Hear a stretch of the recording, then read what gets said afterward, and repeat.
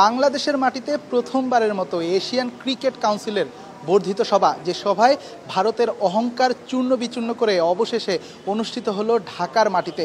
এর পেছনের মাস্টারমাইন্ড বলছে অনেকে বাংলাদেশ ক্রিকেট বোর্ডের সভাপতি আমিনুল ইসলাম বুলবুল। ভারতের বারবার মানা করা সত্ত্বেও অবশেষে ঢাকায় কিন্তু শেষ পর্যন্ত আয়োজন করা হয়েছে এই এসিসির এজিএম সভা।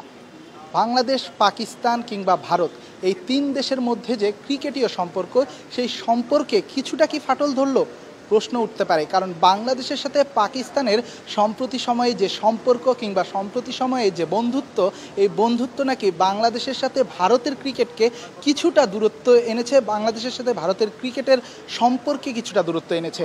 ভারত বরাবরই না করে এসেছিল এই সভাটাতে, কারণ এই সভা বাংলাদেশে যে এজিএমটা অনুষ্ঠিত হচ্ছে, এই সভার যিনি প্রধান পাকিস্তানের সভাপতি মহসিন নাকভি, তিনি একই সাথে এসিসিরও কিন্তু চেয়ারম্যান। এই এসিসির চেয়ারম্যান হওয়ার কারণে কিংবা ভারত পাকিস্তানের মধ্যকার যে সম্পর্ক, এই সম্পর্কের কারণে এই সভায় গতকাল পর্যন্ত কিন্তু ভারত আসলে সম্মতি দেয়নি। এবং শেষ পর্যন্ত আমিনুল ইসলাম বুলবুল গেল কিছুদিন ধরে আসলে তিনি চেষ্টা করছিলেন নিজ দেশে, যখন বাংলাদেশের মতো একটা রাষ্ট্রে প্রথমবারের মতো এশিয়ান ক্রিকেট কাউন্সিলের সভা অনুষ্ঠিত হতে যাবে, সেই সভায় যেন সেই এশিয়ান ক্রিকেট কাউন্সিলের যে 27টা সদস্য রয়েছে, যে 27টা সদস্য দেশকে একই ছাদের নিচে একই গোল টেবিলে নিয়ে আসা কিংবা একই গোল টেবিলের মধ্যে অন্তর্ভুক্ত করা। এবং আমিনুল ইসলাম বুলবুল কিন্তু নিজের সেই কাজটাতে সফল হয়েছেন। আমরা জানতে পেরেছি শেষ পর্যন্ত অহংকারকে আসলে পাশ কাটিয়ে ভারতও কিন্তু যুক্ত হয়েছে এই এজিএম সভায়। যদিও অনলাইনে যুক্ত হয়েছে ভারত কিংবা শ্রীলঙ্কা, এছাড়াও এখানে সশরীরে উপস্থিত হয়েছে 16 থেকে 17টি দেশ কিংবা 16 থেকে 17টি সদস্য। বাংলাদেশ, পাকিস্তান, এই দুই দেশের যে একটা সম্পর্ক, এই সম্পর্ক কিন্তু এশিয়ার ক্রিকেটের রাজনীতিতে একটা নতুন মোড় ওপেন করলো বলাই যায়। কারণ আমরা দেখেছি সবসময় আইসিসি কিংবা এসিসি, এই সকল যেগুলো ইভেন্ট রয়েছে, সেখানে ভারতের একটা একক কর্তৃত্ব সবসময় থাকে। ভারত যেটা চায় সেটাই হয় শেষ পর্যন্ত।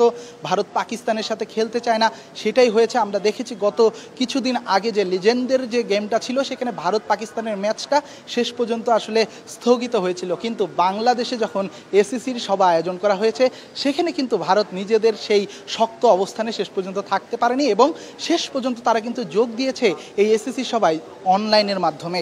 এবার আমি জানাতে চাই ভেতরের কিছু তথ্য।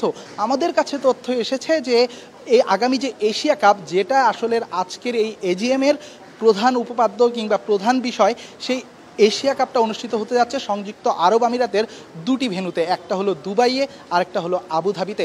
আগামী সেপ্টেম্বর মাসের 8 তারিখে শুরু হবে, যেখানে 8টি দল আসলে অংশগ্রহণ করবে যে টুর্নামেন্টে, এবং সেটা শেষ হবে 28শে সেপ্টেম্বর। অর্থাৎ দীর্ঘ 20 দিনের একটা টুর্নামেন্ট, যেখানে 8 দলের অংশগ্রহণে অনুষ্ঠিত হবে এবং সেখানে নির্ধারিত হবে নতুন এশিয়ার শীর্ষ কিংবা নতুন এশিয়ার রাজা কারা। নিশ্চয়ই ভারত পাকিস্তানের ম্যাচটার দিকে তাকিয়ে থাকবে পুরো বিশ্ব, শেষ পর্যন্ত এই ম্যাচটা আসলে মাঠে গড়াবে কিনা। তবে এখানেও রয়েছে তথ্য। আমরা জানতে পেরেছি পাকিস্তান এবং ভারতের যে ম্যাচটা, সেই ম্যাচটা কিন্তু শেষ পর্যন্ত অনুষ্ঠিত হবে দুবাই ইন্টারন্যাশনাল ক্রিকেট স্টেডিয়ামে, এবং সেখানেই আসলে সেই মহারণ, পুরো বিশ্ব যেখানে দুভাগে বিভক্ত হয়ে যায়, সেই ম্যাচটা আসলে মানুষ উপভোগ করবে। যদিও ডেট কিংবা সূচিটা এখনও আমরা জানতে পারিনি, সেটা হয়তো আজকের এই মিটিং কিংবা আজকের এই সভা শেষেই নির্ধারণ করা হবে। অন্যদিকে আরেকটা বিষয় কিন্তু এবারের যে সভা, সেই সভায় আলোচনায় এসেছে বাংলাদেশ কিংবা আফগানিস্তানের মধ্যকার একটা সিরিজের আলোচনা চলছে, যেটা টি-20 বিশ্বকাপের আগে বাংলাদেশ কিংবা আফগানিস্তান দু দলের জন্যই লাভবান হবে। দুই দলই এখানে একটা লাভজনক একটা টুর্নামেন্ট করার প্ল্যান, সেই পরিকল্পনাও নিয়েছেন আমিনুল ইসলাম বুলবুল মাত্রই দায়িত্ব নিয়েছেন, কিন্তু তিনি যখন থেকে দায়িত্ব নিয়েছেন, তিনি যেন একে একে তার তিনি যেগুলো লক্ষ্য নিয়ে এসেছিলেন, সেই লক্ষ্যগুলো যেন তিনি পূরণ করছেন এবং তিনি যেন দুর্বার গতিতে ছুটছেন। তিনি ভারতকে এনেছেন, তিনি শ্রীলঙ্কাকেও অনলাইনে যুক্ত করেছেন, যেখানে আমরা গতকাল পর্যন্ত জানতাম 16 থেকে 17টি দল এখানে উপস্থিত থাকবেন সশরীরে। সেখানে এখন পর্যন্ত খবর মতে 25টি সদস্য, 27টি সদস্যের মধ্যে 25টা সদস্যই কিন্তু শেষ পর্যন্ত অনলাইন কিংবা সশরীরে যুক্ত হচ্ছেন আজকের এজিএমে। এবার দর্শকদের অপেক্ষা, এবার আমাদের অপেক্ষা এই মিটিংয়ের শেষ পর্যন্ত আসলে কি ফলাফল আসে।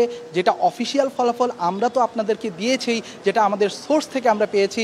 এশিয়া কাপ অনুষ্ঠিত হচ্ছে 8 সেপ্টেম্বর থেকে 28শে সেপ্টেম্বর, এবং সেখানে অংশগ্রহণ করবে 8টি দল।